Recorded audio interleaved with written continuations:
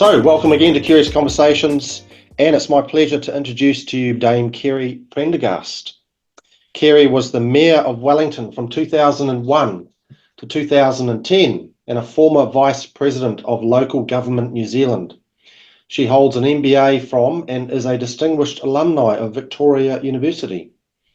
Kerry chairs Wellington Free Ambulance, Wellington Opera, the Royal New Zealand Ballet, the Tourism Industry Association, and the Victoria Foundation. She is a Director of Oceania Healthcare, Fish Serve, and a Trustee of Wellington International Arts Foundation and the New Zealand Community Trust. Kerry has filled many other roles in the last 10 years, including chairing the New Zealand Film Commission, New Zealand Tourism, and the EPA. In 2019, Kerry became a Dame Companion, or a DNZM, for services to governance and the community, after being awarded a CNZM in 2011 for her services to local government. In July 2016, Kerry was also awarded a Lifetime Excellence Award for outstanding contribution to local government. An amazing bio there, Kerry. Absolutely wonderful contribution to our society, particularly Wellington. So thank you for all that. And you recently went on a very long walk, and we're excited to hear about that today. So the virtual floor is all yours. And do you want me to put the presentation up now? So why don't I just say a few words and then I'll get you to start it. So first of all, thank you very much for the invitation. Delighted to talk to your members. Age concerns something I know a lot about, so I'm pleased to be able to participate in your curious conversations. So yes, I walked the length of New Zealand, the Te Araroa. It's 3,012 kilometres. I did it over 2 summers, so the 2021 summer and the 21-22 summer. I finished the first section, the North Island, on my 68th birthday, and I finished the second section just shy of my 69th birthday. It took 141 days. I went through 3 pairs of boots. I had to carry a pack and equipment for most of that way. I broke 2 poles and I fell a lot. So now I'm going to talk about why would you want to do this. So Stephen, if you start showing images, these images will just roll while I tell you a bit about the walk. So the reality is that I've done a lot of big walks before. I've climbed Kilimanjaro in 2012. And the next year I walked 800 kilometres across Spain with my husband. We did the Camino de Santiago. The next big walk, 2 years later, we walked the coast to coast, or Wainwright's Way, across England from St Bees to Robin Hood's Bay, and then we went north to Newcastle and walked back from Newcastle from Wallsend across to Carlisle, which is Hadrian's Wall. That was another 500 k's. 2 years later, I walked from Florence to Rome, which was 500 kilometres. And then subsequent to that, my husband and I walked the Nakasendo Trail in Japan, a much smaller but very exciting journey between Tokyo and Kyoto. Last year, I walked the West Highland Way, which is from Glasgow to Santiago. I'm sorry, my husband's interrupted me to tell me that the slides aren't going. Stephen, go, please. They can see. Thank you. They need to just start rolling. Good. So sorry, last year I walked the West Highland Way, which starts in Glasgow and walks along Loch Lomond and ended up in Fort William and climbed Ben Nevis. And this year, in fact, in about 3 weeks, I'm going to France and I'm walking the Robert Louis Stevenson Way, which is in France, and it goes from Le Puy, which is near Lyon south, towards Marseille in France. So how did I do it? I've divided my talk to you this afternoon into why I would do something, how I did it, and then on to the very important parts of New Zealand that I saw that are really only available to a very small percentage of New Zealanders, and then the key learnings. So I've told you why I did it. So how did we do it? I work full-time. You've heard about that list of boards I'm on. I've been on those boards now, or about 10 boards a year ever since I finished the mayoralty. So finding time to walk the length of New Zealand was pretty impossible. But a friend of mine and his wife, Tim Pankhurst, and his wife, Sue, said to me, would you ever like to walk the Te Araroa? And of course I said yes, because I say yes to everything. And then, but knowing that the reality of ever finding time to walk from Cape Reinga to Bluff over roughly 4 to 5 months and over 3,000 Ks was pretty impossible.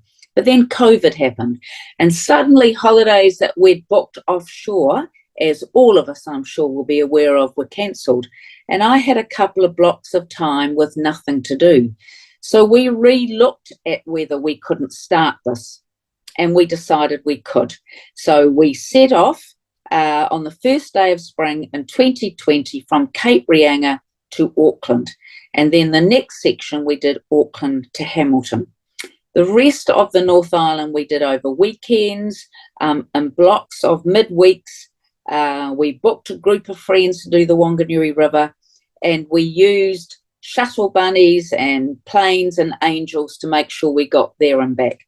So that was how we did the North Island. So how did we do it? I'll talk a little bit about that, and then I'll go back and talk about some of the highlights. We set off, we were pretty naive at the beginning. We set off with a tent, with sleeping mats, sleeping bags, gas, pots, plates, cups, cutlery, towel and toiletries. And you have to take about 2 litres of fluid a day. So we had fluid replacements and, of course, food. We set off on the first day. It was the most beautiful day in Cape Reinga, the first day of spring. My husband had driven us up there and dropped us off. And he said, and he was being very helpful. He said, how about I meet you on the first night? I can drive into that spot. And so you don't have to take your packs on the first day. So we set off. And there he was surely there when we arrived at our first spot, which was about 25 Ks. And just as he handed us all our packs, we started putting up our tents. For the first time, the heavens opened. And he left thinking it was hilarious. None of us had put up our tents before, so that took quite a lot of time in the rain. None of us had really fired up our gas bottles and eaten any of the dried food, of which we had large amounts. And we all went to bed that night pretty miserable, wet, cold, and thinking, well, okay, it's the first day. The next day, we woke up to the most blistering sou'wester, and it was hail. We were being sandblasted and hail blasted all the next 25 Ks. And we were pretty miserable when we got to the second night.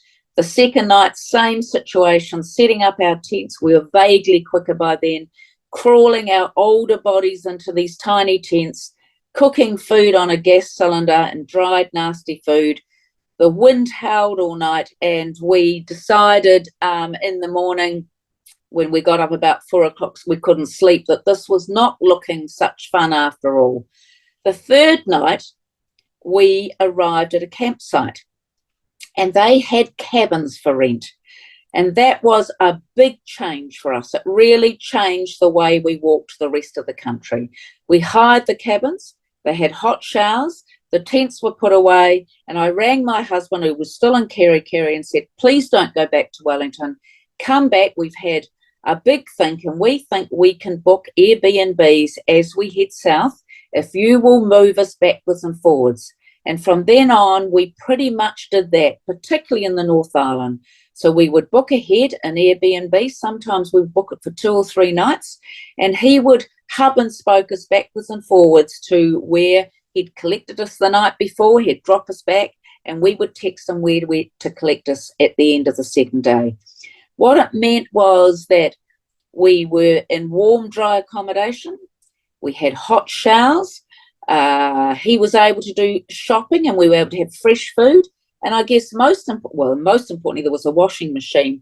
And second most importantly, we could have a glass of Chardonnay at the end of each day. So I guess one of the messages at the end of this is that anybody, so we were all in our late 60s, you can do this walk. You don't have to do it as a through walker. You don't have to do it with a tent on your back.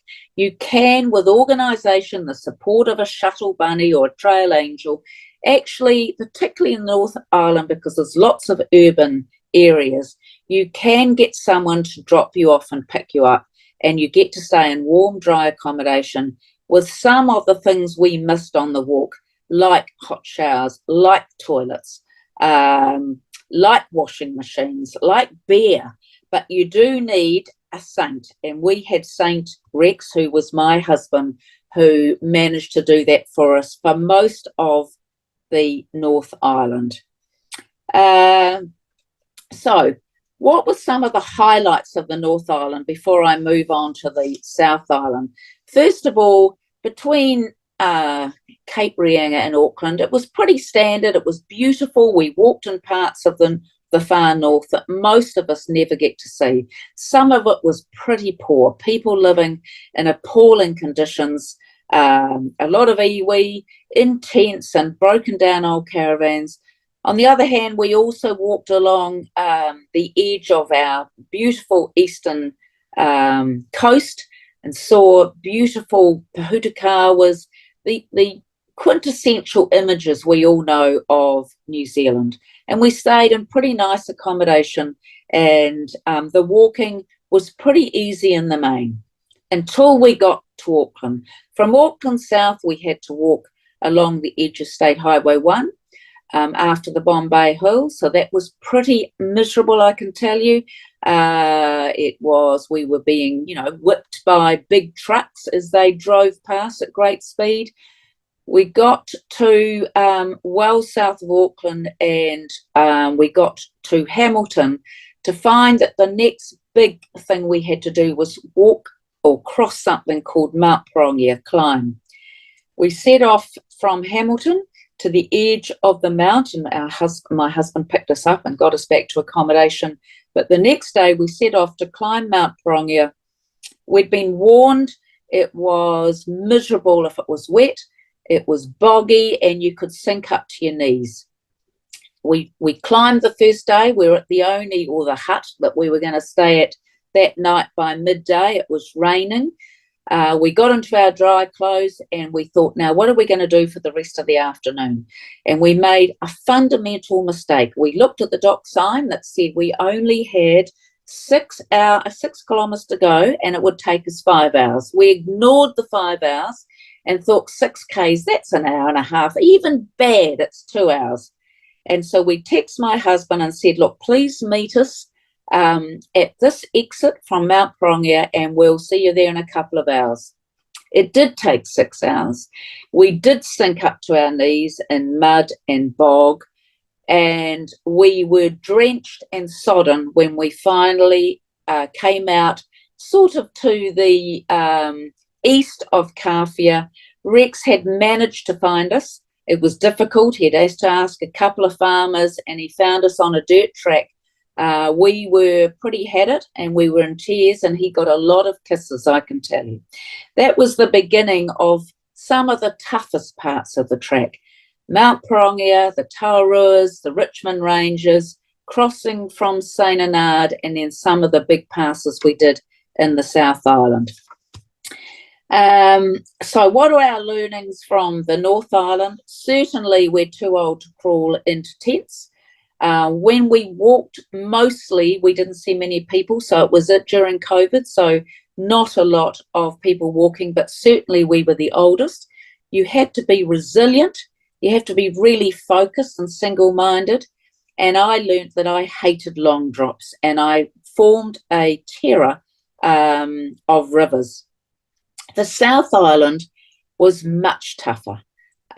We were thwarted a couple of times by snow and ice and had to turn back. Another time we had to cut ice steps as we went through the Travis Pass and over from St Anard and dropped down to the James Walkway. We weren't able to use Rex as much because you walk down towards the east of the Southern Alps the whole way down. We found it raw but beautiful. Tussock, The colours of the lakes and the rivers, the Alps were just fantastic. But there were some days we had to cross rivers up to 20 times. And as I say, we were back on, although we could use dock huts on the South Island 25 times and those terrible long drops, we were back on dried food and gas cooking. As I said at the beginning, it is possible to do this as you get older, but I would suggest that you need to do it in sections and perhaps start in the North Island where it's easily accessible with family or a partner to drop you off and pick you up 2 or 3 days later. Mostly in the North Island, we were able to do it by being hubbed and spoked. We had to use tents going around Mount Tongariro and Mount Ruapehu. We were back in dock huts doing the Te Araroas, which are really tough. And of course, in the South Island, there's a lot of tough bits as well.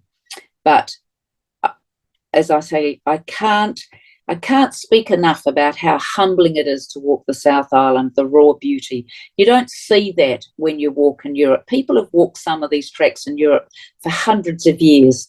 And the reality is they're well trodden. There's crushed lime. There's little villages every 3 to 5 miles or 10 Ks. It's not like that in New Zealand. Some of the highlights were the Timber Trail that was put in place by John Key. It's a lovely walk, 40 Ks this first day, bit less the second day, and we put up our tents. Walking as a group of 3, we were able to walk together. Sometimes we walked separately. We pretty well got along all of the way. And at the end of it, one of our party, Tim Pankhurst, who was the editor in the past of the Waikato Times, the Press, and then the Don Post in Wellington, he wrote a book of our experiences. So every night he'd scribble away, he'd talk to other people that we passed on the way and get their stories. But most importantly in this book, if you're interested, he talks about parts of New Zealand that most of us didn't know. For example, on 90 Mile Beach, something more than 80% of the mussels fat is collected and distributed around New Zealand. So it comes in on certain storms attached to kelp, and it's collected and distributed around to be to various mussel farms in New Zealand. He talks about Wellington, Tawa, Porua being built off the 120 wood mills, timber mills that were around Taramanui in the late 40s, 50s and 60s as they took mainly remu out of those forests. He talks about why the Mackenzie country is named the Mackenzie country. And I have met people, even as recently as the weekend, telling me they love the book, not because it's a walk about 3 old people walking from A to B to C, but most importantly, it tells New Zealand stories that in the main, most people don't know about. We finally got to Bluff, as I said, at the end of the second summer. We had a small group of close family and friends join us. The last day walking from Invercargill into Bluff was miserable. It was a repeat of the second day walking along from Cape Reinga. We were blasted by hail and a southerly. There's a walk that you do when you get near Bluff that takes you, it's called the Fovo Walk at 7 Ks, huge swells, but we finally got to the end point, 3,012 Ks, and we were pretty pleased with ourselves.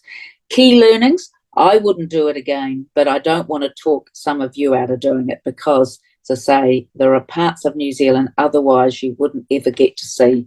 We live in an amazing country. I'm really proud that DOC and local government and the private sector maintain and look after all these tracks. So I think that's about 20 minutes, Stephen. I'm happy to stop unless you want me to go into any more detail, and I'm happy to answer questions. That was great, Kerry. That was fantastic. Wow, I'm just seeing this this picture on the screen of you on that. Yeah. Like phenomenal. I'm just going to go back a few pictures. There was one that got stuck on this picture when you're talking about Blah. Can I go back one more? There. Is that the end? No, I think that is sort of the top of the South Island, I think. No, that's not the end. In fact, yeah, no, that is, or that could be Island Bay. Sorry about that. Can't tell you now the image. I could, because I see it's only been 20 minutes. I could give you why I got a fear of rivers, fill in about 10 more minutes of some of that, or I'm happy to answer questions. You tell me. Go for it. Yeah. If you want to talk a little bit more, that's great. Okay, so there are only two of the great walks on this long trail. One of them is the Tongariro crossing, except you do it from north to south, which is an unusual way to do it. Very few people walk that way. So as we walked, I'm sure some of your listeners and watchers will have done it, but you normally go from south to north. So we had a lot of people walking towards us. There's a lot of scree that you have to scramble up, but that wasn't such a bad day. The second great walk you do, because none of the South Islanders' great walks, is the Wanganui River. And we did that with a group of 20 friends, so we booked it with guides. My husband and I were in the first canoe, and we were given instructions, and Rex and I have, a bit of a reputation for not always listening to what people tell us. So there was a little pool, and we were all circling around the 10 canoes, and then he said, right, who wants to go first? And he did warn us that just round the corner out of sight was the first rapid, and the river was running high. I need to tell you that. So Rex and I immediately said, we'll go. Now, one of the key learnings we should have listened to when you're in a kayak is one person paddles and one person steers. And what we both did is tried to steer, and neither paddled. We lasted about 3 minutes, and then we went over. And so as the rest of our colleagues went past us, there they could see one canoe upside down and two of us bobbing along waiting to be rescued.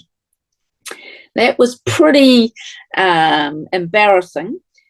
We finally got back pretty wet and shaken into our canoe, and about an hour later one of our group needed to use the bathroom. So our guide said, right, move into the bank. We all did that, and we arrived unscathed but still wet. Unfortunately, the canoe beside us, as he got out, he slipped in the mud, grabbed our canoe and tipped us out again. So Rex and I had been in the river twice, and at that stage really no one else had.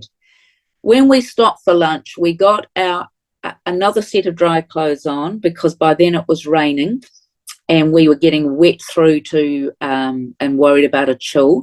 So we put our dry clothes on and our wet weather gear and set off for the afternoon when it was raining pretty heavily. We were warned that turning into the first beach that night, there was a big rapid after it, which, it sets up in your mind a fear. And others had arrived. We were the last to arrive. We'd become a bit timid by then. And as we were turning in, the guide yelled from the beach, lean right, lean right. So we both leaned right, and we went in again. Apparently that meant we were meant to put our weight on our right buttock, not completely lean right.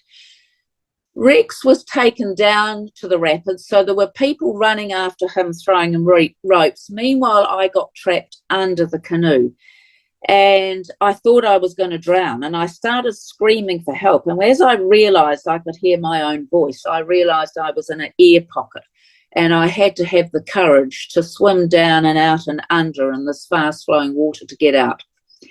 So that was really the beginning of my fear of rivers. And it became much worse when we got to the Richmond Ranges. I should finish the Wanganui River by saying that by day 3, the water was so high that we ended up having to stay on the track to the bridge to nowhere, because it was too dangerous for us to get into the canoes. There were dead cows floating down. The radios didn't work. So one of our group had to go out on a jet boat to get help, and they said it was too dangerous to send in the choppers. So we got strapped together in canoes to get out the last bit of the Wanganui River. So we didn't have a lot of fun. Others have a great time on the Wanganui River. The next thing I was going to tell you is we got to the Richmond Ranges, which are pretty dangerous. The Waiau River Wairau River, sorry. I get the two mixed up. One's from St. Anada and one's the Richmond Ranges. It's pretty free-flowing, and in fact, last summer, a Czech through walker drowned on this piece of river. So we walked in, and on our third day, or the end of our second night, we got to the hut at the base of this river, and we could hear it roaring all night. So we were all pretty nervous. We set off in the morning, and we sidled along this fast-flowing, deep but narrow gorge river, and we got to the first crossing. By then I'd broken one of my poles, so I was using a piece of beach which floats. It wasn't actually that good at sticking into rocks and holding me. I always went downhill because I'm tall. Tim was on the uphill taking the weight of the water, and Sue, who's tiny, was in the middle. We got halfway across, and I just went down, and I brought the other two down with me. So I lost my piece of pole. Sue lost a pole. We all got wet, and we dragged ourselves back. And I said to Tim, I just can't do this. I'm too frightened. And he said, well, Kerry, you either walk back, it's another 3 days to walk back and out, or we carry on. And so he tied a rope around me. So from then on, we had 8 river crossings of that river that day. He would go first and Sue would go second, and they just seemed to be able to get across. And every time I'd have a rope around me, and he'd tie it to a tree so that I knew that if I went down, and I did go down again that day, at least I'd be able to pull on the rope and get back out. We also had to cross the Motueka River that day. Coming down through the Goats Pass, you'll all have heard of Goats Pass, Otera, and Mount Arthur's Pass. That's again a lot of river crossings. Coming from Arthur's Pass down Harper's River, I think that is. There's 20 crossings that day. I think I fell in every river. The other really impressive river crossing was something called Bush Creek. Now, it wasn't a creek. It took us several hours. This is near Mesopotamia. And so we set off. We climbed. It was raining again. The water was you could hear the boulders rolling down. We heard afterwards it was 4 times higher than average. We had with us at this stage Lou Sanson, who was at that stage the Conservator General for Doc, a big man who said, oh, yes, I'll take you, won't be any trouble, of course, is what he said. But we now, in retrospect, realise he's probably spent most of his time being choppered in and out of these places. Anyway, we got to the first of 8 crossings that was going to take us up to Royal Hut. And the boulders, as you say, you could hear them. The water was deep, 4 times deeper than average. It was really rushing. We all keyed up like you're meant to crossing rivers. And we got about 1 metre into the water. And I froze. And they said to me, you've got to lift one leg. I lifted it, and the water immediately took it so that it was perpendicular to my hips, and I could not put it back on the ground. And they were all yelling at me, and I went down, and I pulled all 4 of us in. And Lou Sampson is still talking about the only time he's been pulled into a river.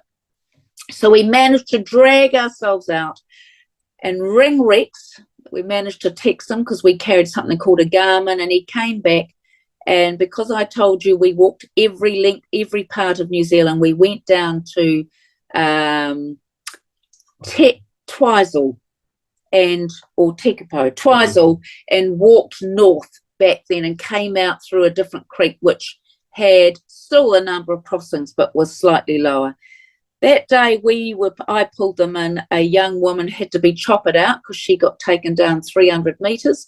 And when we came out, we met people who the day before had been carried down about 300 metres. South Island rivers are dangerous and need to be watched. And me being so nervous was not helpful. So just finally then to say, the book is called Every Effing Inch because we did walk every effing inch.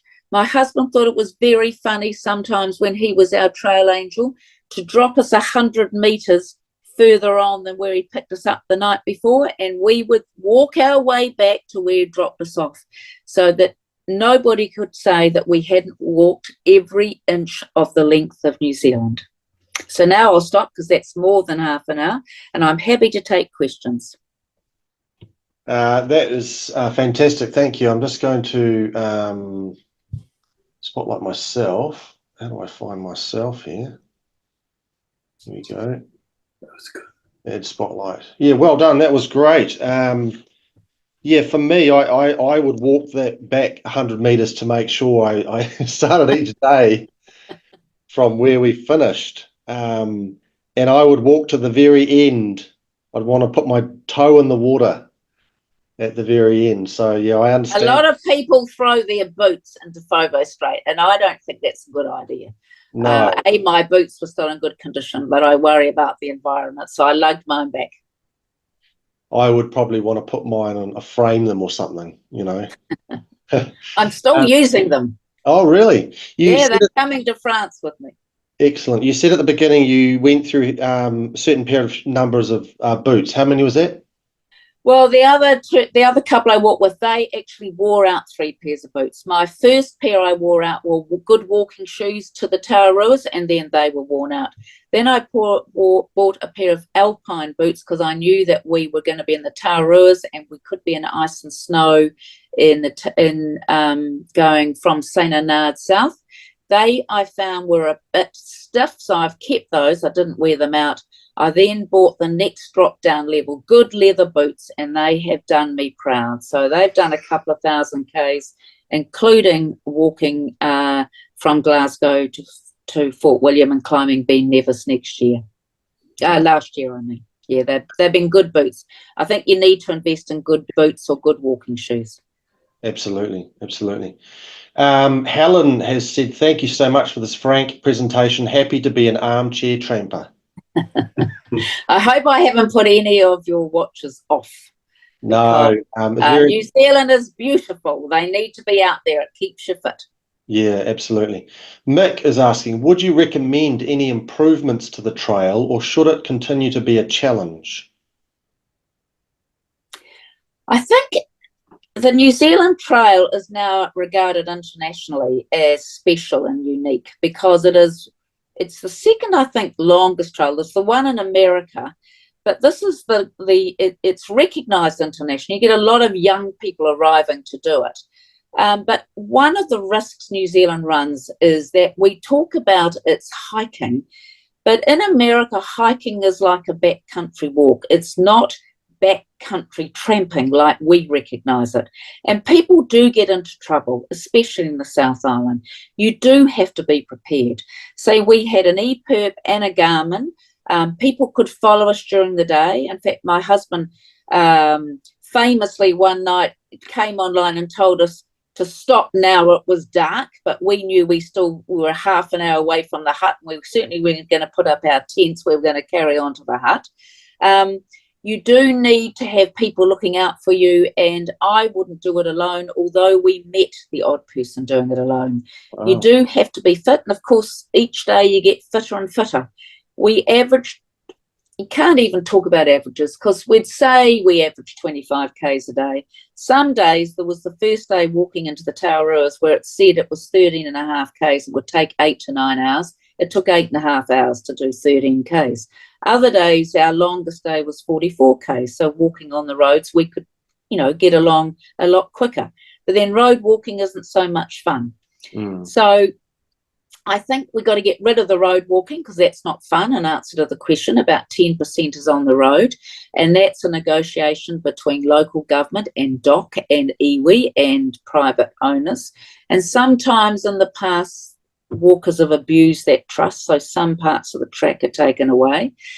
The South Island, where you're walking up in the tussock along peaks, you've seen some of those photos. Sometimes you're walking, it's only a foot wide, but then that adds to the excitement. But you do have to be fit to do that. Crossing some of the passes, I'll give you one more example. We crossed the Ahuriri River, which was running high, but we took the risk of crossing it, and we did get across because otherwise it was a 10K walk around. And then we attempted to go over Martha's Pass, and we walked up 7 Ks, and the top of the pass was in fact, it was snowing, it was heavy cloud. I wanted to carry on. The other two didn't. The other two were a married couple. And they were right. They said no. We walked back down. That was 14 Ks, rang Rex to come and get us, that wonderful trail angel. And at the bottom, there was a hut that said people the day before had tried, and they'd cut ice steps and still couldn't get through. So it was the right decision. But that's where you have to be sensible as well. But it is exciting, and should it be made easier? Well, I think that's what makes it exciting. But you do need to have that support around you. Yeah, I was going to ask, doing it without that support would be a completely different ballgame, wouldn't it? So a lot of younger people are through walkers, particularly internationals. They come and they do it in about 4.5 to 5 months. They have to be really organised, and often they pre-dry food and send it ahead, or they have to come out, like at Geraldine, they leave the trail to come out to get resupplied. Yeah, I would find that pretty tough, and I have another life and I'm older. They were younger people doing it that way, and say a lot of them do it, and there are books by younger people. I think our point of difference is you can be in your late 60s and still do this amazing walk with support, and you can stay in pretty nice accommodation and have a washing machine and a Chardonnay every night. Kay has asked, where did you see the best view? Any particularly really memorable views or moments where you just were awe-inspired by what you're looking at? I guess the South Island, between Twizel and Tekapo, and then crossing some of those passes are unbelievably beautiful. It's hard to describe. And when you look at them and realise that this off-beaten track that really only maybe hunters and these mad people who work the trail get to see, there's a 99% of New Zealanders would never have that opportunity. I think the other thing I'll say, I know it's not quite a view, but bird life. There's quite a section in the book on bird life and Doc's attempts to get rid of possums in particular. The reality is we didn't hear a lot of bird life in the South Island. The best bird life we heard was on the Timber Trail, the first day of the Timber Trail, which is just south of Taramanui. It was spectacular. And I heard birds that I hadn't heard before. There were some bellbirds in the South Island, but not so many. The other place, and it was unbelievable, was we were getting close to home, which is Wellington, and we set off in the morning from Paikokariki, and where we'd done the escarpment track the day before. We headed down past Whenua-Tapu, down to Parramatta, or Plymouton, Parramatta, through Porora City, and then up behind Elston Camp up to Colonial Knob, and then along the tops, and then you end up that day in Wadestown. So it was a big day. I think it was a 40k day, a lot of up and down. The bird life, I know it was early in the morning. It was about 7:30, 7:45. As we walked up from Elston, there's, I can't remember now, 300 steps to get up onto the tops. It was amazing. And that is a tiny little bush just in behind Porora, where clearly the locals are looking after it and trapping for stoats and ferrets and getting rid of the possums. So amazing views in the South Island, and bird life, I've given you the two best examples. Great. I think we are a bit blessed here in Wellington with bird life. Well, I chair Capital Kiwi, and we've put kiwis back out at or Terrafiti, and then they're laying eggs. It's amazing. And we've had 3 babies get to a weight where they can fight off stoats. We are lucky because of Zealandia, what's happening in Miramar, and now what's happening out under those wind farm at Macra. I was going to ask you about bird life, but also, thank you for that. So what about other wildlife? Any boars on the road or anything like that? We did. We saw pigs. We never saw any deer. We saw a lot of evidence of pigs. And actually, that was, they really make a mess of our forests. and goats. It's the other thing. We saw goats, and we saw some during the day, some deer that had come out of the bush, but mainly we saw the damage their rooting does to getting up the roots of ferns. We saw quite a lot of goats. We smelt quite a lot of goats. In the South Island, there's very little. We saw rabbits. That's the other thing, of course. Not so much farming down there, but huge numbers of rabbits, thousands of rabbits, and rabbit holes. And no matter how many rabbit fences people have put in down there, you could still see the damage and the holes they're buried to get through. And that's, despite myxomatosis and what the government's tried to do to get rid of the rabbits down there, it hasn't worked. So rabbits, maybe we identified maybe some deer, deer poop, but mostly we saw lots of evidence of pigs, and we came across goats. Wow. We did have to cross a lot of fields sometimes where there were cattle and sometimes bulls, and we'd get pretty frightened about that. So sometimes you'd have to walk, the trail went through the farm, and they would ask you to walk, around the edge of the fencing. But some of those bulls looked and steers, one day, the day before we started on the timber trail, they followed us, and we felt hemmed in, and we were pretty worried about that. But at the end of the day, we didn't ever get attacked or hurt by anything.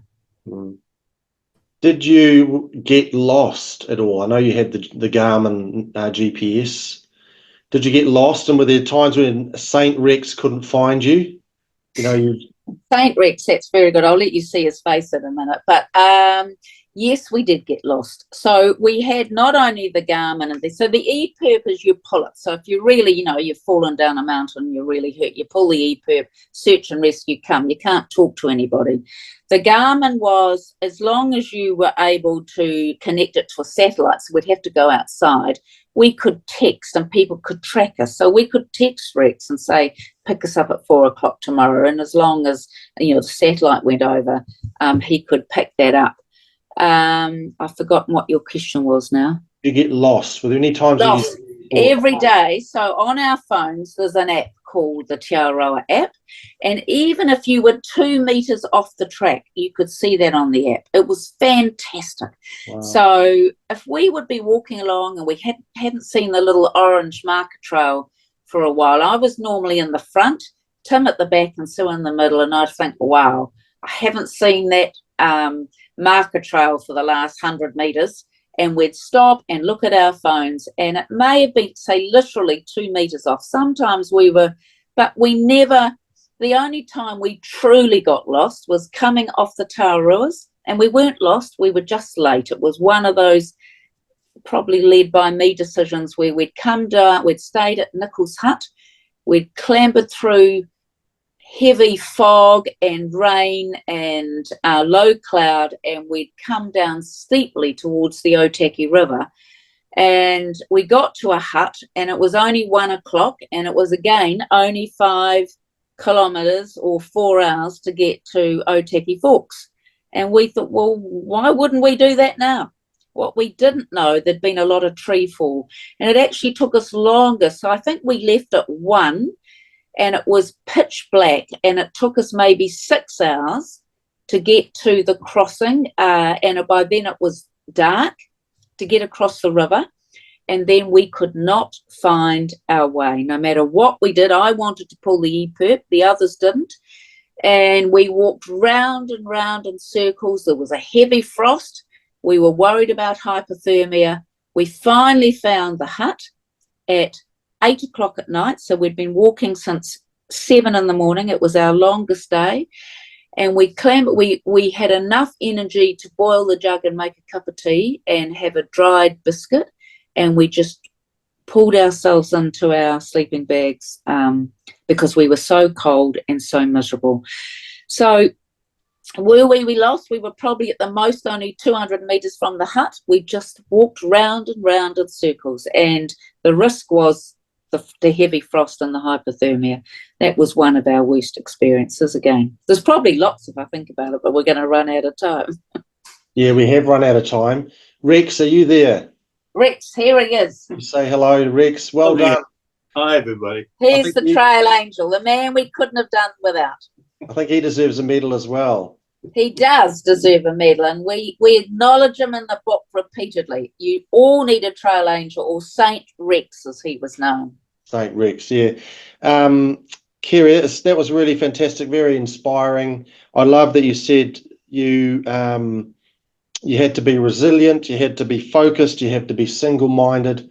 I think you're an inspiration, you and Tim and Sue, for an older generation who, they can get out and do some of these things, even if it's not the whole trail.